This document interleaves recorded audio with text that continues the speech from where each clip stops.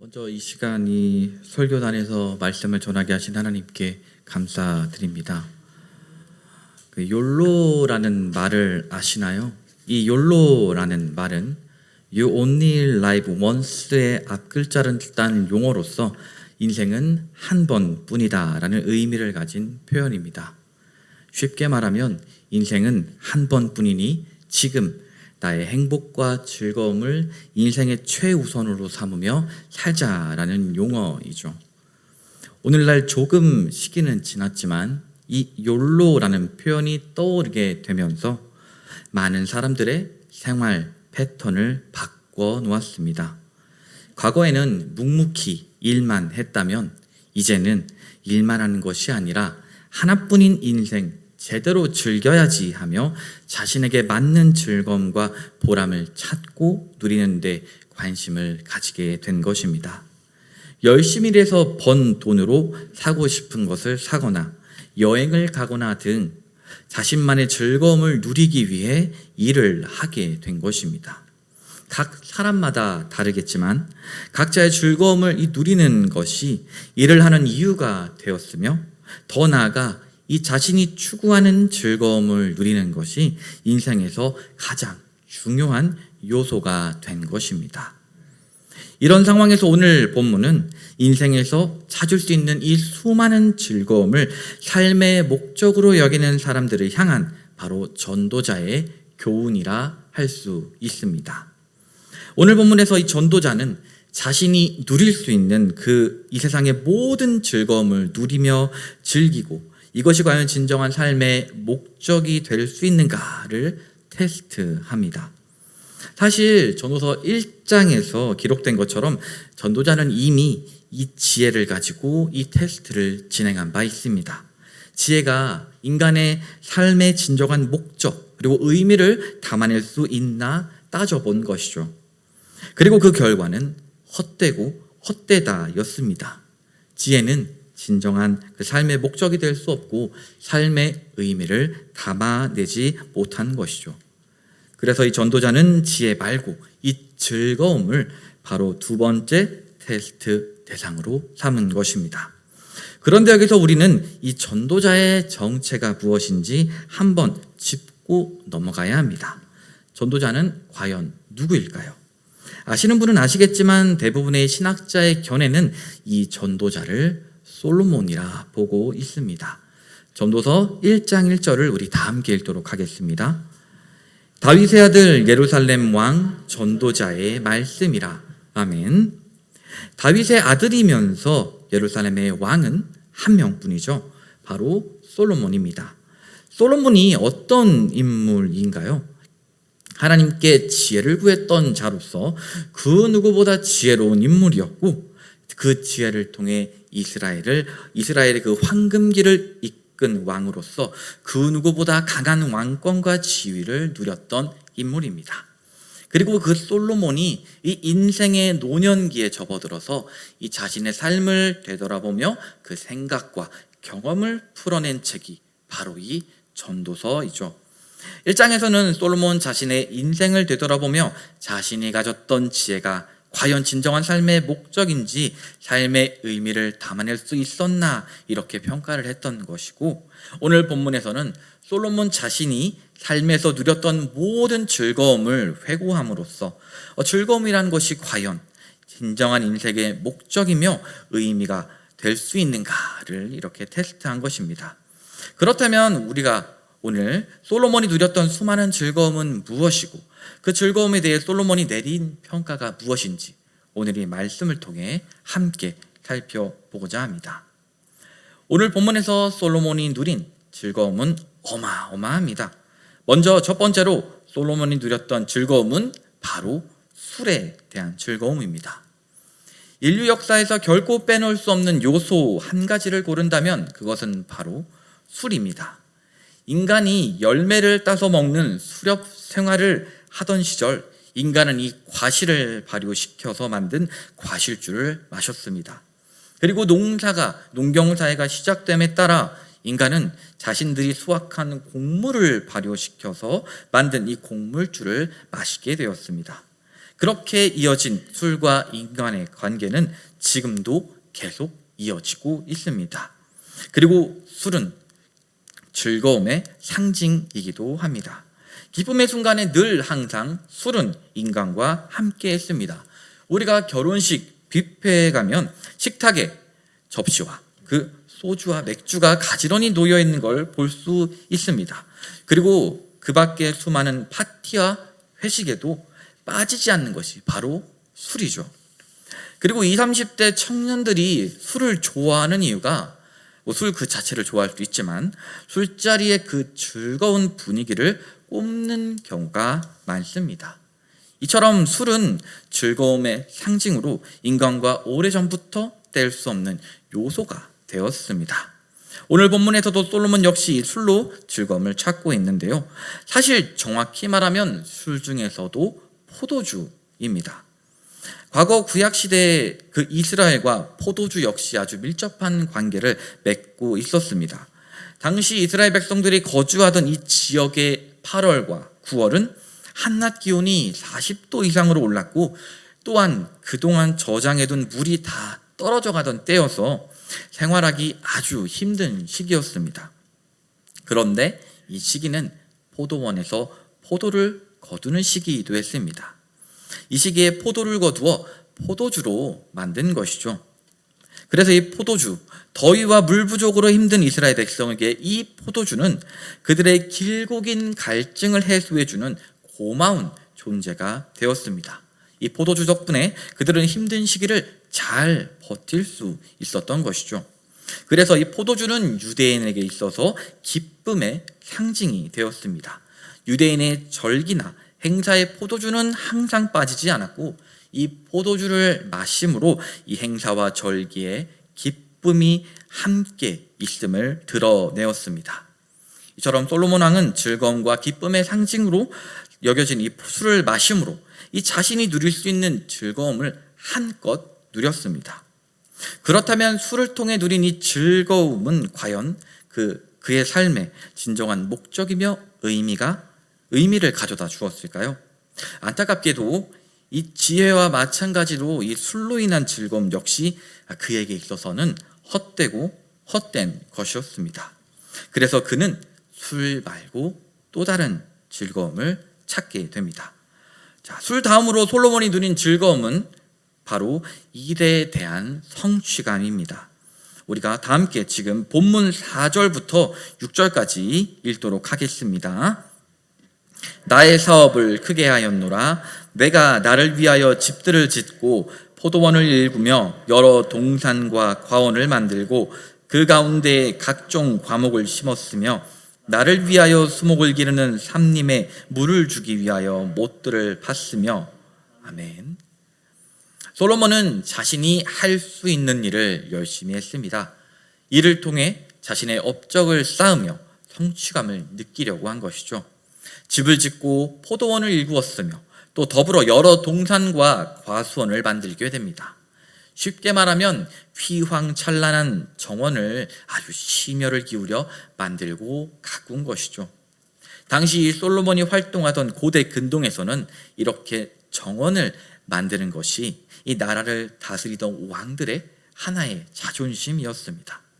쉽게 말하면 이 정원의 크기와 웅장함으로 당시 나라를 다스리던 그 왕의 위용을 뽐내었던 것입니다. 솔로몬은 이처럼 쉬지 않고 건축 사업을 진행하면서 그 결과물에 대한 자부심을 느끼고 더불어 후대에게 자신의 업적을 남겼습니다. 자, 보아라.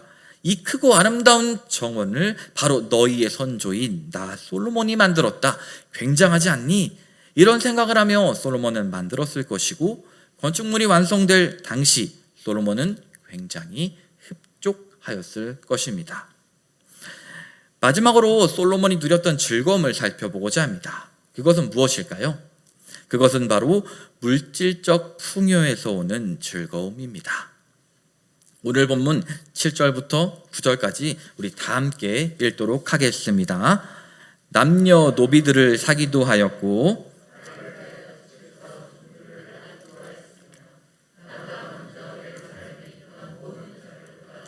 내가 소와 양떼의 소유를 더 많이 가졌으며 은금과 왕들이 소유한 보배와 여러 지방의 보배를 나를 위하여 쌓고 또 노래하는 남녀들과 인생들이 기뻐하는 처첩들을 많이 두었노라.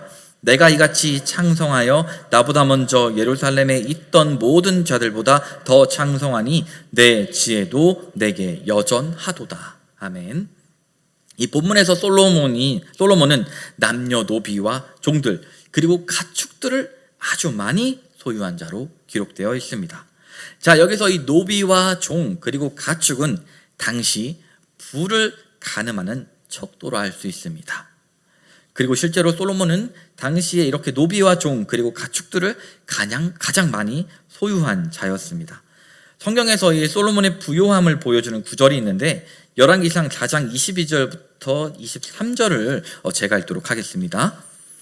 솔로몬의 하루의 음식물은 가는 밀가루가 30고루요 굵은 밀가루가 60고루요 살찐 소가 10마리요 초장의 소가 20마리요 양이 100마리이며 그 외에 수사슴과 노루와 암사슴과 살진 새들이었더라. 아멘. 이 구절은 당시 솔로몬의 그 하루 식사의 규모를 말해주는데, 자, 먼저 이 밀가루는 고운 밀가루와 굵은 밀가루 총합 90고루입니다. 여기서 1고루는 오늘날 220리터를 뜻합니다. 다시 말하면 솔로몬은 이 하루 식사에 무려 밀가루 90고루, 약 19,800리터를 사용한다는 것입니다. 이 19,800리터의 밀가루로 빵을 만들면 무려 14,000명이 먹을 수 있는 양이라고 합니다. 이 어마어마한 밀가루의 양이 고작 솔로몬의 하루 식사 규모에 불과했다는 것이죠. 이와 더불어 솔로몬의 식사에는 고기도 빠지지 않았습니다. 소 30마리, 양 100마리, 그 밖에 사슴과 노루와 새들도 포함되어 있었죠. 이 역시 수많은 사람이 먹고도 남을 양의 고기였습니다. 만약 이 정도 규모의 음식이 우리 앞에 펼쳐진다고 생각해 보십시오. 행복함을 넘어서 이 규모에 압도되어 경악을 금치 못할 것입니다. 이 밖에 솔로몬은 먹는 것의 이 풍요함을 넘어 재력의 풍요함도 갖춘 자였습니다. 은과 금 그리고 보배들은 물론이거니와 자신을 위하여 노래를 불러주는 사람 또 가지고 있었고, 더불어 이 자신들의 아내 역시 한 명이 아닌 정말 많은 저와 첩을 거느리고 있었습니다. 이처럼 솔로몬은 오늘날 어쩌면 그 억만장자 이상의 그 삶과 같은 부요함을 누리고 있었던 것입니다. 지금까지 솔로몬이 누렸던 모든 즐거움에 대해 살펴보았습니다. 자, 솔로몬의 모습이 어떠셨나요? 어쩌면 우리가 일상생활을 하면서 한 번쯤은 꿈꿔왔던 삶 같지 않으셨나요? 저는 이 설교를 준비하면서 솔직히 부러웠습니다. 와, 나도 이런 삶 한 번쯤은 살아보고 싶다라는 생각이 문득 들었습니다. 이처럼 누구보다 높은 위치에서 무엇 하나 부족함 없이 삶을 즐긴다면 정말 행복한 삶이고, 만일 누군가가 이 삶을 하루만 살게 해준다면 거절할 사람은 아무도 없을 것입니다. 자, 그렇다면 이 솔로몬 본인은 이 자신의 삶 속에서 누렸던 이 즐거움에 대해 어떻게 평가하고 있을까요? 오늘 본문 10절을 우리 다 함께 읽도록 하겠습니다. 무엇이든지 내 눈이 원하는 것을 내가 금하지 아니하며 무엇이든지 내 마음이 즐거워하는 것을 내가 막지 아니하였으니 이는 나의 모든 수고를 내 마음이 기뻐하였음이라. 이것이 나의 모든 수고로 말미암아 얻은 몫이로다. 아멘. 이 모든 즐거움을 원없이 누릴 당시에 솔로몬은 당연히 이걸 무척이나 기뻐했습니다. 이 모든 것이 나의 수고로 말미암아 얻은 것이라고 생각하고 원없이 기뻐하였죠. 그런데 그 다음 구절에 등장하는 이 평가는 너무나 상반된 내용이 담겨 있습니다. 우리 다음 구절 11절을 다 함께 읽도록 하겠습니다. 그 후에 내가 생각해 본즉 내 손으로 한 모든 일과 내가 수고한 모든 것이 다 헛되어 바람을 잡는 것이며 해 아래에서 무익한 것이로다. 아멘. 솔로몬은 이 10절의 평가와는 완전 달리 11절에서는 자신이 원없이 누렸던 이 즐거움에 대해서 바람을 잡는 것 같이 헛되었다, 이렇게 평가합니다.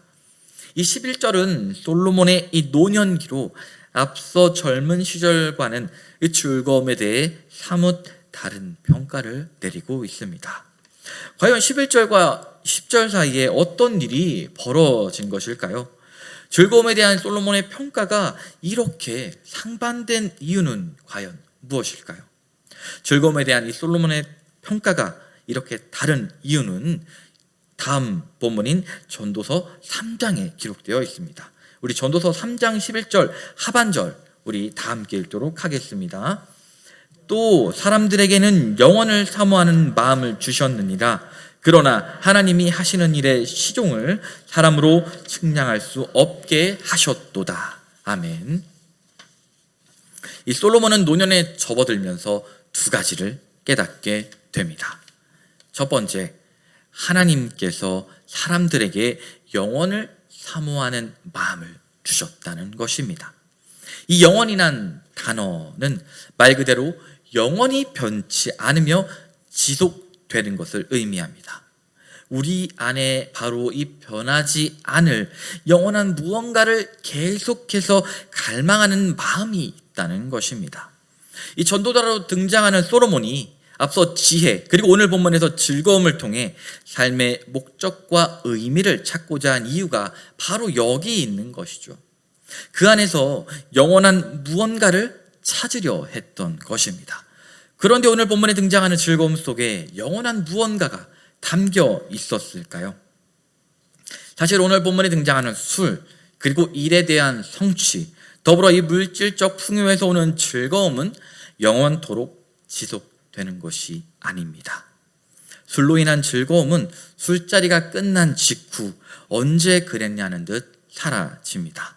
새벽 내내 북적북적 거렸던 번화가가 영업이 끝난 새벽이 되면 고요해지는 것처럼 말입니다. 일에 대한 성취 이와 같습니다. 열심히 일을 하면서 자신이 목표로 했던 것을 이뤘을 때 느끼는 이 성취감은 오래 지속되지 않습니다. 금방 사라집니다. 더불어 자신을 인정했던 주변 사람들, 남들이 우러러보던 그 지위와 업적 역시 시간이 지나면 잊혀지기 마련입니다. 마지막으로 이 부요함입니다. 내가 아무리 부자이고 내가 하고 싶은 것을 다 하며 살 수 있다 한들 시간을 거스를 수 있을까요? 시간이 지나고 죽음을 앞두었을 때 그 물질이 무슨 소용이 있을까요? 내가 죽는다면 이 남겨진 그것들은 의미 없는 것들로 변하게 됩니다. 이처럼 솔로몬은 살면서 경험했던 수많은 즐거움들은 결코 영원한 것이 아님을 깨닫게 됩니다. 솔로몬은 지금까지 영원한 것이라 여겼던 이 즐거움들이 사실은 그렇지 않았구나라는 걸 이 노년이 돼서야 비로소 깨닫게 된 것이죠.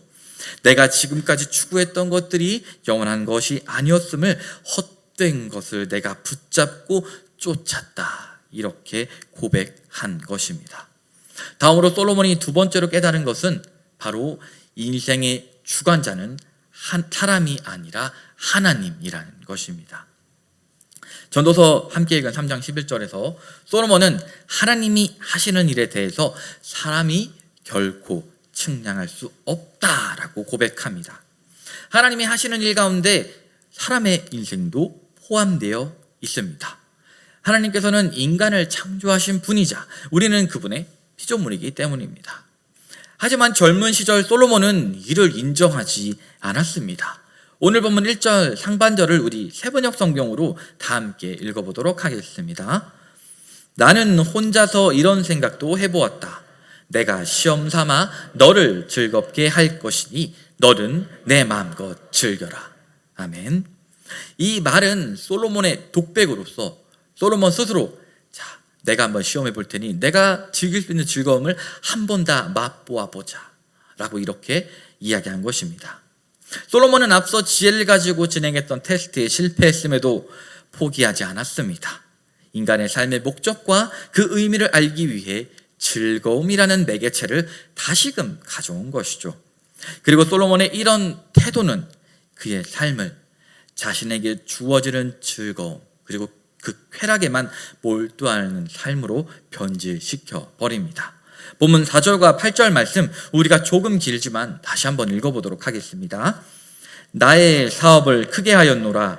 내가 나를 위하여 집들을 짓고 포도원을 일구며 여러 동산과 과원을 만들고 그 가운데에 각종 과목을 심었으며 나를 위하여 수목을 기르는 삼림에 물을 주기 위하여 못들을 팠으며 남녀노비들을 사기도 하였고 나를 위하여 집에서 종들을 낳기도 하였으며 나보다 먼저 예루살렘에 있던 모든 자들보다도 내가 소와 양떼의 소유를 더 많이 가졌으며 은금과 왕들이 소유한 보배와 여러 지방의 보배를 나를 위하여 쌓고 또 노래하는 남녀들과 인생들이 기뻐하는 처첩들을 많이 두었노라. 아멘. 이 4절부터 8절 말씀 가운데 살펴본 것처럼 나를 위하여라는 표현이 무려 4번이나 등장합니다. 이는 무엇을 의미할까요?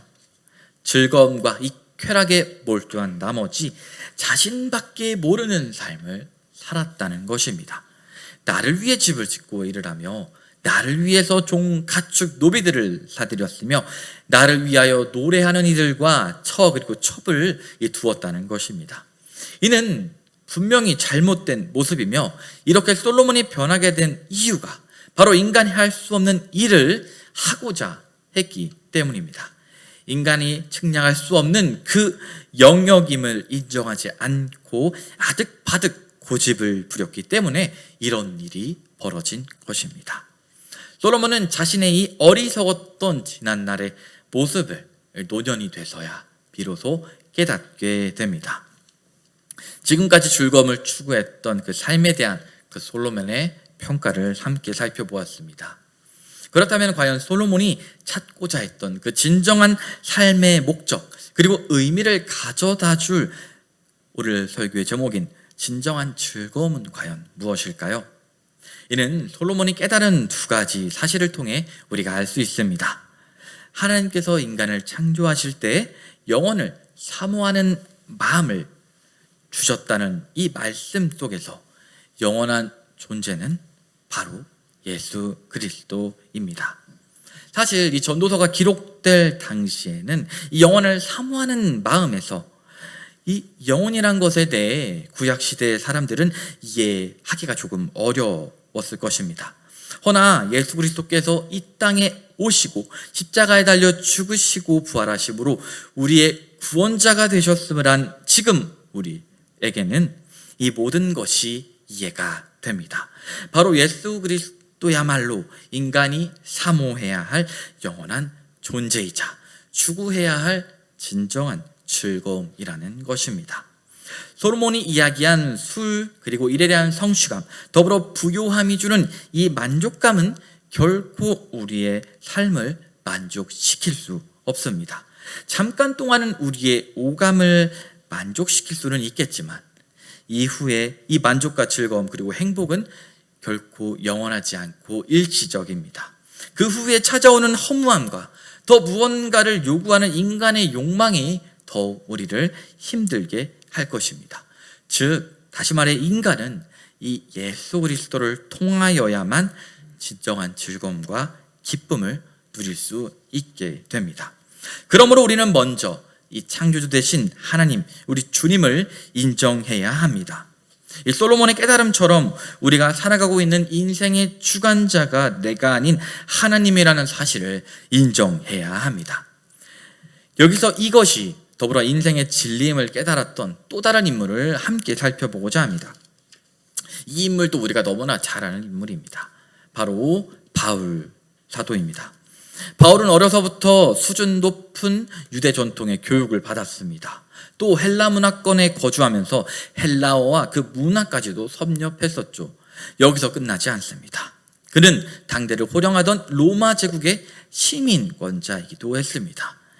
이처럼 바울의 삶은 시간이 지나면 탄탄대로임에 틀림이 없습니다. 존경받는 유대인으로 그리고 랍비로 살아갈 수 있었죠.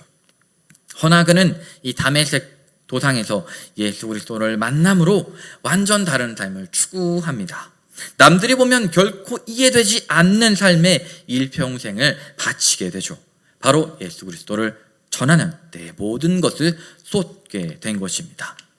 다메섹 도상에서 예수님을 만났을 때 바울은 깨달았을 것입니다.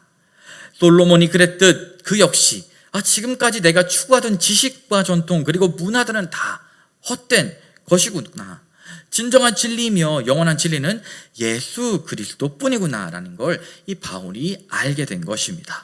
그래서 바울은 다른 이들이 그토록 부러워하던 모든 것을 포기합니다.